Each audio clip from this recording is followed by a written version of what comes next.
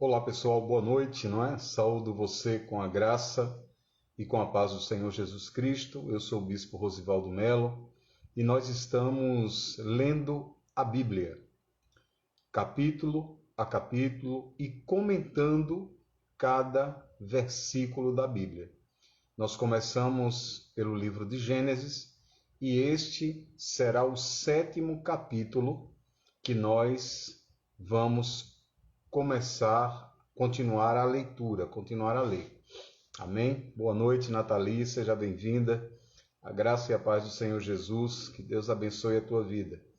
Então, olha só, eu quero também pedir para você compartilhar esses vídeos, tá certo? Mandar para as pessoas, manda o link, convida, para que a gente possa levar o máximo de pessoas a lerem a palavra. Amém? Então, queridos, nós estamos lendo hoje, começando a ler hoje, o capítulo 7, tá certo? É um capítulo por dia. Nós estamos lendo o capítulo 7 e vamos terminar o capítulo 7 hoje, ok? Então, veja só, o tema do capítulo 7 é a entrada na arca e o começo do dilúvio. A entrada na arca e o começo do dilúvio. Mas antes, vamos fazer uma oração e vamos nos apresentar ao Senhor, para que Deus possa estar trazendo revelação e direção do Espírito Santo, para que a gente possa entender e compreender a palavra. Amém? Pai, no nome do Senhor Jesus Cristo, nós estamos aqui, meu Deus, diante da Tua presença, cremos no Teu poder. Sabemos que o Senhor é digno de toda honra, glória, louvor e adoração, e pedimos ao Senhor, Pai, para que o Teu Espírito venha sobre nós e possamos entender, compreender, ter revelação, Senhor Deus, acerca da palavra, Senhor, que possamos, Pai, aprender, guardar esta palavra no coração, que possamos aplicar esta palavra, Senhor Deus, nos dias de hoje. Traz revelação, entendimento, aprendizado, Senhor Deus, desta palavra, porque sem Ti, Senhor, nada podemos fazer, e até mesmo ler e discernir a palavra, sem o Teu Espírito, sem a Tua presença, isso fica impossível, Senhor. Então nos abençoa nessa noite, na leitura desta palavra. É o que eu te peço em nome de Jesus. Amém. Então começa assim. Gênesis capítulo 7, a partir do verso 1, a palavra do Senhor diz assim: Depois o Senhor disse a Noé: Entra tu e toda a tua casa na arca, porque a ti tenho visto que és justo diante de mim nesta geração. Ok? Então esse é o primeiro versículo do capítulo 7. Algo que precisa ser comentado nesse verso primeiro é a posição de Deus, tá? A posição de Deus. Olha só como o texto fala: Depois o Senhor disse a Noé: Entra tu e toda a tua casa na arca. O entendimento dessa palavra mostra que Deus estava dentro da arca. A presença de Deus estava dentro da arca. Se a presença de Deus não estivesse dentro da arca, Deus teria dito a Moisés de uma forma diferente: vai até a arca e entra. Mas Deus está chamando Moisés de dentro da arca. Isso é algo muito importante. A segunda referência que eu quero fazer ao versículo 1 do capítulo 7 de Gênesis é quando Deus se refere à justiça de Noé. A parte B do versículo diz: Porque a ti tenho visto que és justo diante de mim nesta geração. Então, essa justiça refere-se à fé de Noé em Deus, à confiança de Noé em Deus. Você imagina o que é você receber uma ordem de Deus dizendo: faz isso, porque vai acontecer isso, e isso que vai acontecer nunca tinha acontecido antes. Porque Moisés é desafiado a construir uma arca para um dilúvio que aconteceria por conta de uma chuva que cairia, só que nunca tinha chovido antes. É você crer naquilo que você não vê. É a base da fé. A fé é você crer naquilo que você não está vendo e crer também que você vai receber aquilo que você espera. Essa é a base da fé. Então, Noé constrói uma arca, esperando uma chuva que ele não sabia nem como é que seria, e um dilúvio que ele nunca tinha visto. Então ele creu na palavra. Muitas vezes nós ministramos a palavra, pregamos a palavra, muitas pessoas ouvem, mas não creem na palavra que é pregada. Então, quando você não crê na palavra que é pregada, esta palavra não surte efeito na sua vida e nem se manifesta a justiça de Deus. A fé de Noé em construir esta arca, em esperar o dilúvio, ela tipifica a fé no autor e consumador da nossa salvação, que é Jesus Cristo. Essa fé refere-se aqui a Cristo, ao que Cristo faria na cruz do Calvário. Aleluia! Entende? Então, Noé só tinha uma tênue luz da época vindoura. A fé dele remete, tipifica a um futuro, a futura promessa de Deus na salvação do homem. Jesus, ele é a arca que nos salva da destruição que este mundo vai sofrer. Da destruição que este mundo vai sofrer nos tempos vindouros. Jesus é a arca. O versículo 2 diz assim: de todos os animais limpos tomarás para ti 7 e 7, macho e sua fêmea, mas dos animais que não são limpos, 2, o macho e a fêmea. Então, olha só, esses animais limpos, não é? Que são esses animais limpos?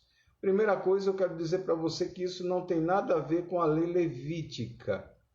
A lei levítica seria criada 900 anos depois. A lei levítica é aquela lei que Moisés criou, tipificando certos animais como impuros, como o porco, não é? Como animais com patas fendadas e esse tipo de coisa, tá? Então, esses animais limpos, ok? Não tem nada a ver com a lei levítica. Esses animais limpos são animais que se referem a sacrifício, animais que eram usados em sacrifício, porque mesmo dentro da arca, tá certo? Noé ofereceu sacrifício, ok? Então eram animais separados para sacrifício, como cordeiros, tá certo? Ok? E os animais que não eram limpos eram animais comuns. Limpos aqui está referindo-se à pureza. Animais separados para o sacrifício a Deus. Tá? Versículo 4. Porque passados ainda 7 dias, eu farei chover sobre a terra 40 dias e 40 noites. Então, olha só, o mandado para entrar na arca se deu uma semana antes de que as chuvas iniciassem, 7 dias antes. E foi uma chuva tal que o mundo jamais tinha conhecido, porque, como eu falei para vocês, antes somente garoava. Tá? A garoa subia da terra, tá certo? Evaporava e caía sobre a terra e não... o orvalho é que molhava a terra, não havia chuva. Então, porque passados ainda 7 dias, Versículo 4, farei chover sobre a terra 40 dias e 40 noites. Nessa primeira parte do versículo 4, o mandado para entrar na arca se deu uma semana antes que as chuvas se iniciassem, e foi uma chuva tal que o mundo jamais tinha conhecido. E ele continua dizendo, Deus para Noé, e desfarei toda a substância que eu fiz sobre a face da terra. Então, estaria sendo destruído tudo. Plantas, tá certo? Provavelmente essas substâncias que ele está falando aqui está relacionado a substâncias que eram usadas através de plantas, usadas para medicamentos, usadas para tratamentos, tá? Então o Senhor ele simplesmente destruiria tudo, toda a vida, toda essa substância está relacionada à vida, toda a vida seria destruída, ok? Referente a esse grande dilúvio. Versículo 5 diz, e fez Noé conforme tudo que lhe ordenou o Senhor, tudo que lhe ordenou o Senhor. Isso chama-se obediência. Nós temos um grande problema hoje no mundo e chama-se obediência. As pessoas, elas querem fazer o que elas querem. Elas não querem se submeter à vontade de Deus, nem aos princípios de Deus. Elas querem estabelecer a sua vontade e o seu princípio e querem que Deus se adeque à sua vontade e ao seu princípio, aquilo que elas hoje entendem como certo e como errado. E isso, querido, chama-se rebeldia e isso, querido, chama-se pecado, ok? Então, continuando, versículo 6, a palavra diz assim, sim, outra coisa interessante, essa é a segunda vez que o Espírito Santo, por meio de Moisés, fala da obediência de Noé. Noé foi alguém obediente, muito obediente a Deus. Aleluia. Versículo 6, começa o dilúvio. E a palavra diz assim, e sendo Noé da idade de 600 anos, o dilúvio de águas veio sobre a terra. Este versículo demonstra que os 120 anos em Gênesis 6:3 não tem nada o que ver com o prazo até o dilúvio. De fato, a Bíblia não nos diz por quanto tempo foi a advertência dada ao povo.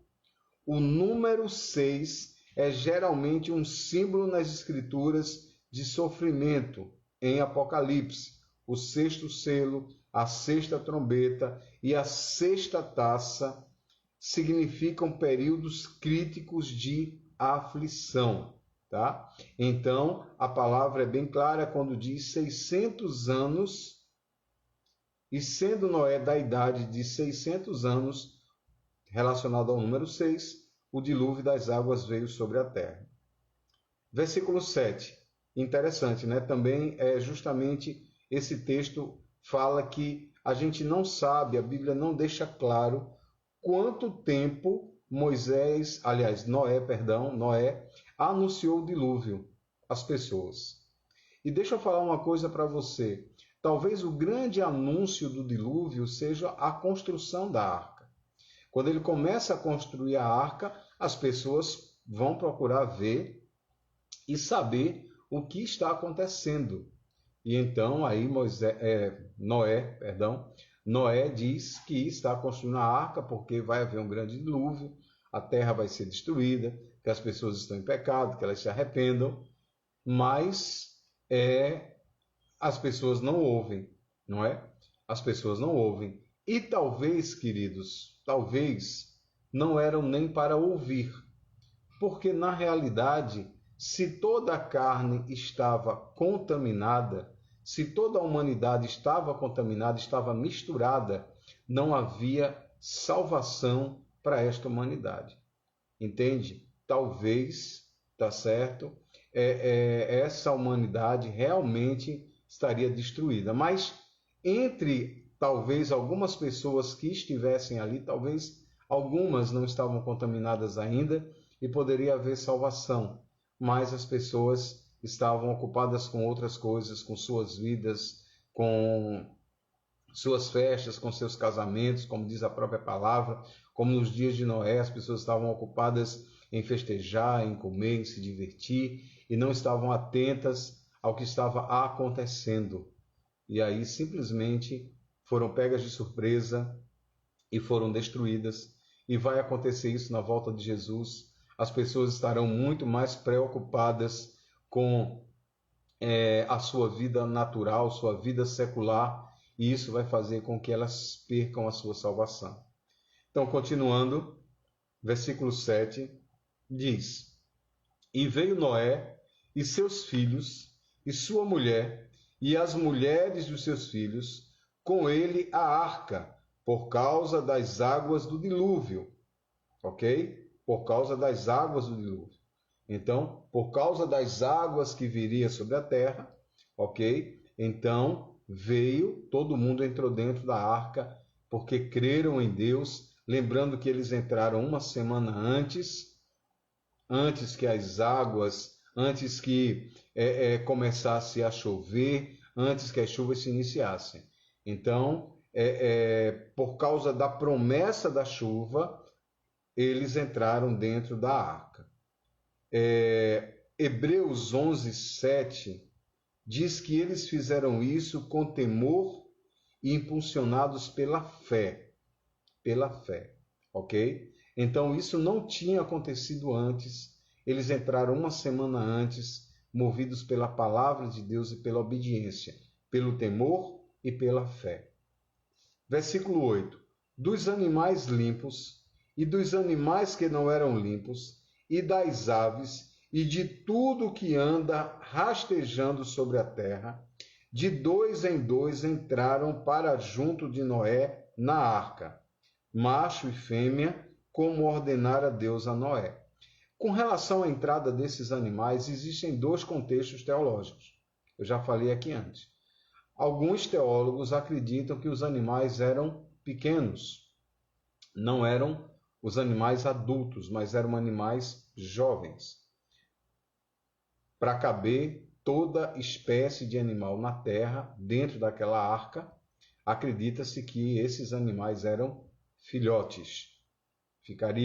Imagine um casal de elefantes, um casal de rinocerontes, um casal de hipopótamos, né? Realmente, a gente sabe que a arca era grande, né? Mas algumas pessoas acreditam que esses animais, tá certo? Eles eram pequenos. Alguns teólogos defendem essa hipótese.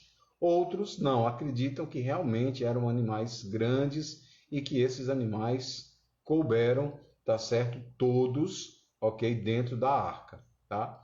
Eu prefiro ficar com os animais pequenos. Como Deus estava trazendo um novo recomeço, não é? Inclusive os filhos de Noé, todos eles eram recém-casados, não tinham filhos ainda, eram jovens. Eu acredito que Deus enviou para a arca animais jovens, ok? Em vez de animais jovens, tá? Então eu prefiro ficar com essa corrente teológica. Versículo 10 diz: E aconteceu que, ao 7º dia, as águas do dilúvio vieram sobre a terra. O que Noé tinha pregado, falado ou demonstrado através das suas ações, da construção da sua arca, isto ficou evidente. E aí aquilo que foi dito, aquilo que manifestou através das suas obras e do seu testemunho e da sua voz, aconteceu. Então, simplesmente, ao 7º dia, as águas do dilúvio vieram sobre a terra. Versículo 11 diz: No ano 600 da vida de Noé, falei isso lá em cima, no 2º mês, aos 17 dias, e eu chamo a tua atenção para a precisão bíblica, o detalhe bíblico, o detalhe de datas. Olha que coisa precisa. No ano 600 da vida de Noé, no segundo mês, aos 17 dias do mês, naquele dia foram se rompendo todas as fontes do grande abismo, e as janelas dos céus foram abertas. Olha só, a água veio de cima e de baixo. Assim também, alguns cientistas creem, e com razão, que as águas chegaram com tanta força à Terra que bastou só uns poucos dias para abrirem o Grand Canyon e outros cânions similares. Foram consequências da força das águas sobre a terra. Versículo 12. E houve chuva sobre a terra por 40 dias e 40 noites. Olha só, a tradução literal em hebraico é: e houve uma violenta chuva. Uma violenta chuva. Algo que realmente veio para destruir. Versículo 13 diz: neste mesmo dia entraram na arca e seus filhos Sem, Cão, Jafé, a mulher de Noé e as 3 mulheres dos seus filhos. Então, olha só, no dia em que começaram as chuvas, Noé e sua família estavam ali dentro da arca, ok? A gente já leu aqui que eles entraram 7 dias antes. Eles estavam, na tradução literal, eles já estavam dentro da arca. Eles e todos os animais selvagens, segundo a espécie, e todo o gado. A tradução está dizendo que quando as chuvas caíram, todos já estavam dentro da arca, tá? Dentro da arca. Se a gente retornar aqui, não é? Se nós voltarmos aqui, deixa eu ver aqui qual foi o verso de que eu falei aqui. Deixa eu voltar aqui.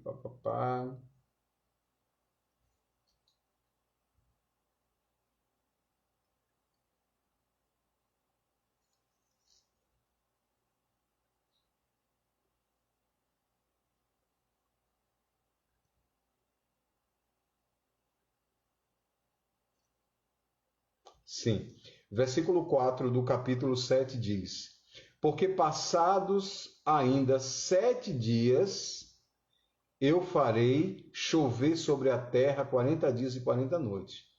Então, eles entraram na arca, tá certo? Ficaram lá dentro da arca, abriram as portas da arca para que os animais entrassem, todos os animais entrassem. Eu acredito que esse processo levou aí quase 7 dias. Quando ele fala aqui no versículo 13, é como se nesse momento, tá certo, as portas tivessem fechado e nenhum animal mais entraria ali. Então, neste mesmo dia, entraram na arca Noé e seus filhos, Sem, Cão, Jafé, a mulher e as 3 mulheres de seus filhos, eles e todos os animais selvagens, segundo a sua espécie, todo gado, segundo a sua espécie, todo réptil que anda se arrastando sobre a terra, segundo a sua espécie, e toda ave, segundo a sua espécie, e todas as espécies de pássaros. E vieram para junto de Noé, na arca, de 2 em 2, de toda a carne que havia espírito de vida, que era uma alma vivente. Lembra que eu falei, não é uma grande diferença, quando nós começamos a ler a Bíblia, eu falei que Deus não considerava a vida vegetal, tá certo, como ser vivo, mas como vida. Porque os animais, eles são almas viventes, assim como o homem é alma vivente, ok? Então, todo ser vivente, tá certo, que tinha alma vivente, estava ali dentro daquela arca. Versículo 16 diz: e os que vieram eram macho e fêmea, de toda a carne, como lhes tinha operado Deus, e o Senhor fechou a porta. Queridos, eu quero chamar uma atenção muito importante, porque isso é frisado o tempo todo na palavra: macho e fêmea, macho e fêmea, macho e fêmea, macho e fêmea. Não era um casal de dois machos de animais, não era um casal de duas fêmeas de animais, era um casal de macho e de fêmea, macho e fêmea, macho e fêmea. Ok? Então isso está claro, isso deve estar claro para nós. Até para que se haja reprodução, haja crescimento, haja manutenção da espécie, macho e fêmea. Então deixa eu dizer uma coisa para você, não importa o homem hoje querer mudar a glória de Deus, unir macho com macho ou fêmea com fêmea.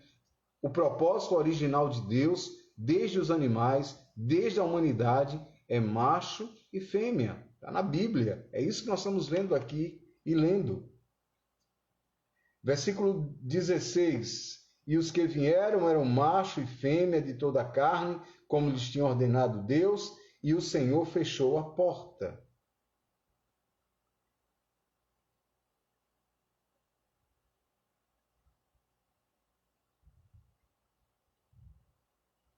Então, olha, a porta foi fechada por Deus.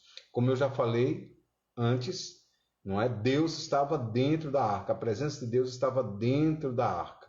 Então, foi Deus que fechou a arca. Deus puxou a porta para dentro e a arca se fechou. Versículo 17.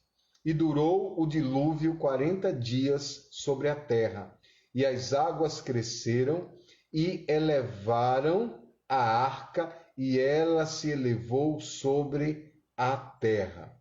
Qualquer que tenha sido o local no qual Noé construiu a arca, as águas do dilúvio chegaram lá e ela começou a flutuar. Versículo 18. E prevaleceram as águas e cresceram em grande maneira sobre a terra, e se movia a arca sobre a face das águas.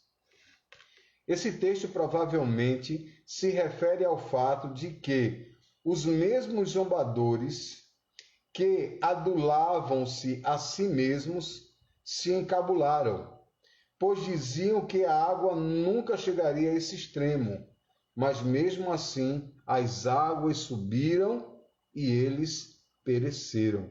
As pessoas que zombaram de Noé viram as águas subirem e esses mesmos zombadores pereceram.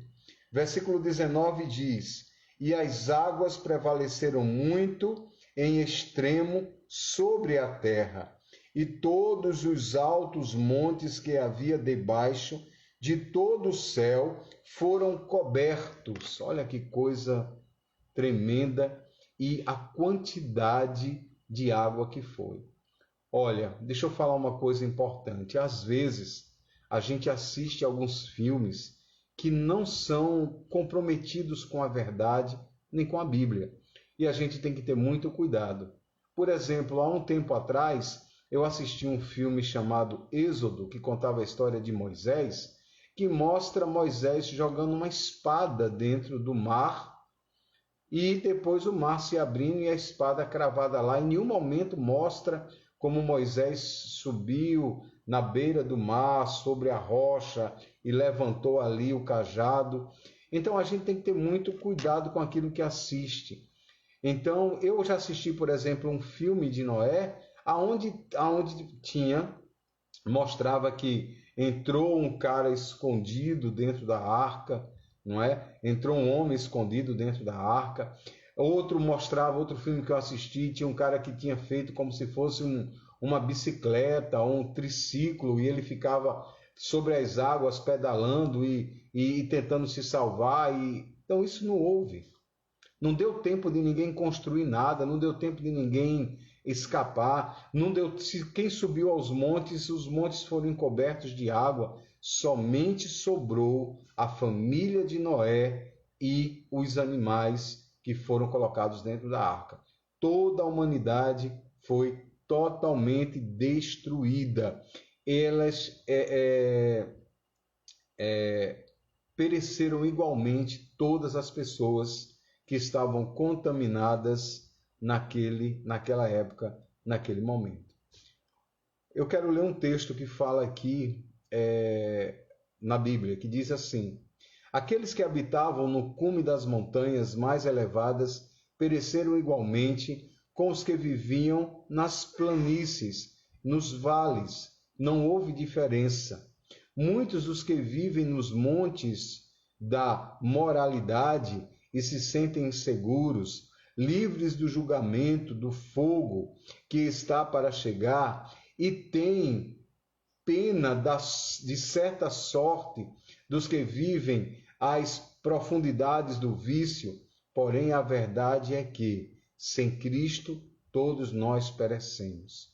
Se nós não estivermos dentro da arca que é Cristo, não adianta você viver nos altos padrões da moralidade.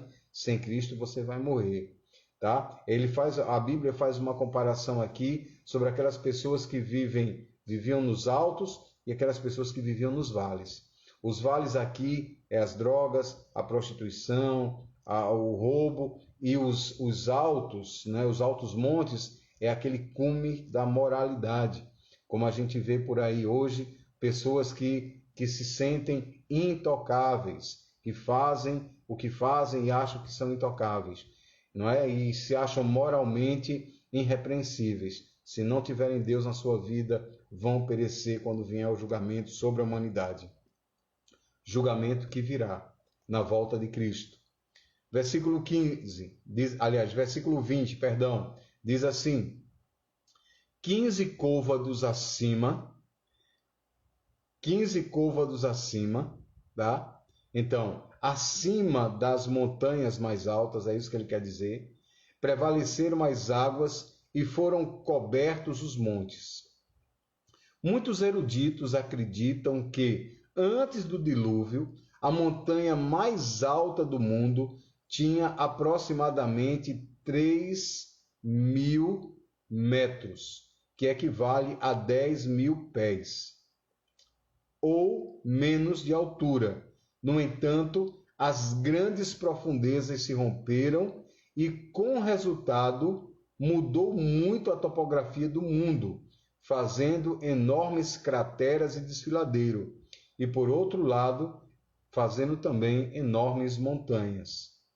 Versículo 21, olha o que diz: morreu toda a carne que se movia sobre a terra, tanto de aves como de gado, de feras, de todo réptil que anda se arrastando sobre a terra, e de todo homem. Então, as únicas coisas que não morreram foram os peixes, que não foram destruídos, mas toda a carne que não estava dentro da arca foi destruída. E olha, deixa eu falar um negócio muito importante para você e te lembrar de algo que eu tenho batido na tecla nesses últimos dias. Veja só, olha o que a palavra do Senhor diz. Quantas pessoas foram salvas e quantas pessoas morreram? Poucas foram salvas e muitas morreram. A palavra do Senhor diz que a porta que leva à salvação, ela é estreita, e diz que poucos passarão por ela. A porta larga leva à perdição, e muitos entrarão por ela. Queridos, eu sou um pastor, eu sou líder de uma igreja e de um ministério. Deixa eu falar uma coisa muito importante para você. Nós pregamos a palavra. Nós insistimos. Eu adoto aquele texto que Paulo usa para Timóteo, em 2 Timóteo capítulo 4, que diz: Paulo, Timóteo, eu te exorto, prega a palavra, insiste, quer seja tempo ou fora de tempo, repreende, corrige, sabe, sempre com todo amor, com toda paciência. Mas no final das contas, nós sabemos que poucos passarão pela porta estreita. Infelizmente, poucos. Muitos estão querendo viver o evangelho do seu jeito, inventando um novo evangelho, tentando transformar este evangelho, tentando adequar o evangelho à sua forma de vida pecaminosa, sabe? E a gente tem visto o evangelho também sido contaminado nesses últimos dias. Neste mesmo capítulo 4 de 2 Timóteo, Paulo diz que vai haver um tempo em que as pessoas não suportarão a sã doutrina, que terão comichão nos ouvidos para ouvirem mestres segundo as suas próprias cobiças. As pessoas não querem ouvir a palavra da verdade, não querem ouvir que isso ou aquilo é pecado, ou que isso ou aquilo as levará para o inferno. E quando nós pregamos esta palavra, e quando nós insistimos, e quando nós corrigimos, e quando nós confrontamos, sabe o que é que acontece? Nós perdemos as ovelhas, as pessoas ficam com raiva da gente, as pessoas abandonam porque elas não querem ouvir.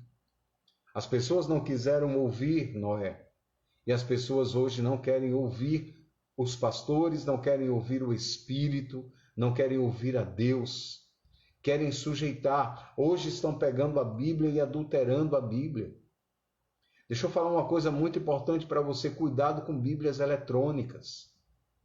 Bíblias eletrônicas não são seguras, a não ser que você realmente use uma Bíblia eletrônica que mostre quem fez, que mostre, sabe, por exemplo, eu estou com uma Bíblia aqui lendo para vocês, existe um autor dessa Bíblia, existe um comentário, são doutores, PhDs, sabe, pessoas estudiosos da palavra, compromissados com a palavra. Tem gente hoje que pega a Bíblia, estão mudando palavras de dentro da Bíblia. Por exemplo, hoje estão tirando a palavra que mostra que a homossexualidade é um pecado, e estão substituindo por outro tipo de palavra, para enganar as pessoas, para corromper, entendeu? O Evangelho, para adequar o Evangelho à sua realidade, entende? Então isso é o que a gente tem enfrentado hoje. Então, por isso a palavra é bem clara, porque essas pessoas acham, tá certo, que adulterando a palavra, elas vão serem aceitas pelo Senhor. Não vão ser aceitas pelo Senhor. Quando Deus estabeleceu o julgamento dele na terra, foi simples o julgamento de Deus na terra. Ele olhou para a terra e ele ia destruir tudo. Ele viu que não estava contaminado e salvou quem não estava contaminado. Mas observe que toda a carne, não é, exceto alguns que não foram contaminados, alguns animais, o Senhor separou para dar continuidade à obra, mas até os animais sofreram por causa do pecado e da perversão humana. Então, continuando. Tudo o que tinha fôlego, versículo 22, tudo o que tinha fôlego, espírito de vida em suas narinas, e tudo o que havia na terra seca morreu.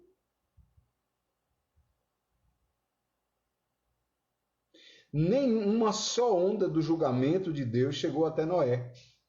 Nenhuma onda do julgamento de Deus chegará sobre aqueles que têm se mantido firmes na palavra do Senhor. Ele estava absolutamente seguro. Tem muitas pessoas aí que se angustiam quando a gente fala no que virá em Apocalipse. Tem igrejas que pregam aí o arrebatamento antes da tribulação. Sabe, queridos, e se o arrebatamento não for antes da tribulação? E se o arrebatamento acontecer no meio da tribulação ou no final da tribulação? Para quem está em Cristo, não importa, porque o julgamento não chegará até nós. Suportaremos. Nenhuma onda de julgamento chegou até Noé. Noé não podia perecer, porque a arca não podia perecer, porque faz parte da promessa de Deus. E ninguém pode matar a nossa fé, porque Jesus não pode morrer, porque Jesus é a nossa fé. Já mataram Jesus e ele ressuscitou. Entende? Então ninguém pode matar a nossa fé, ninguém pode mudar a nossa fé. As pessoas tentam manipular, mas não podem. Ela é verdadeira. Ontem eu pregava na igreja e eu falava justamente o seguinte: aonde o evangelho é mais pregado, é onde o evangelho, aliás, aonde o evangelho é mais perseguido, é onde o evangelho mais cresce. Se o evangelho pudesse ser erradicado, já teria sido erradicado dos países muçulmanos, dos países hindus. Mas Quanto mais as pessoas perseguem, quanto mais matam os cristãos, mais pessoas se convertem, mais o evangelho cresce.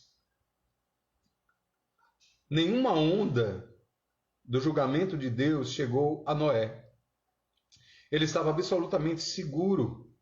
Noé não podia perecer, porque a arca não podia perecer. A arca não podia perecer porque Deus estava na arca. Com efeito, essa arca é Cristo.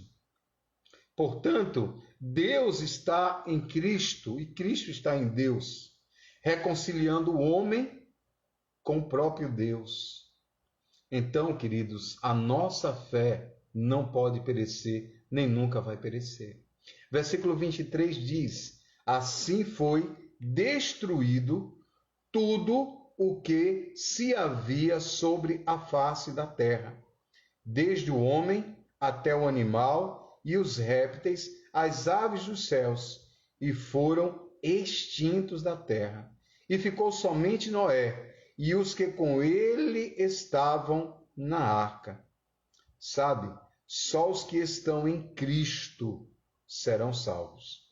Não há exceções. Não há exceções. Isso é o que diz a Bíblia. É a nossa fé cristã. Somente quem está em Cristo será salvo. Não há exceções. João 3,16 diz: porque Deus amou o mundo, que de tal maneira deu o seu único Filho, para que todo aquele que nele crê não pereça, mas tenha a vida eterna. Só tem vida eterna, só vai ser salvo quem está em Cristo. Aleluia! Versículo 24 diz: e prevaleceram as águas sobre a terra 150 dias. 150 dias. Isso dá quase 6 meses. 6 meses são 180 dias. 150 dias choveu, 150 dias prevaleceu as águas sobre a terra. Ok? Então esse foi o 7º capítulo, tá? O 7º capítulo lido. O 7º capítulo lido e comentado, ok? E amanhã nós partiremos para o 8º capítulo. Espero que você tenha gostado. Releia a Bíblia, faça anotações, peça direção a Deus, curta esse vídeo quando ele for publicado, compartilhe para outras pessoas, divulgue o nosso trabalho, que nós estamos aqui lendo a palavra dia a dia, para que você conheça a verdade da Bíblia, comentando versículo a versículo, tá bom? Que Deus te abençoe grandemente, em nome de Jesus. Fica com Deus.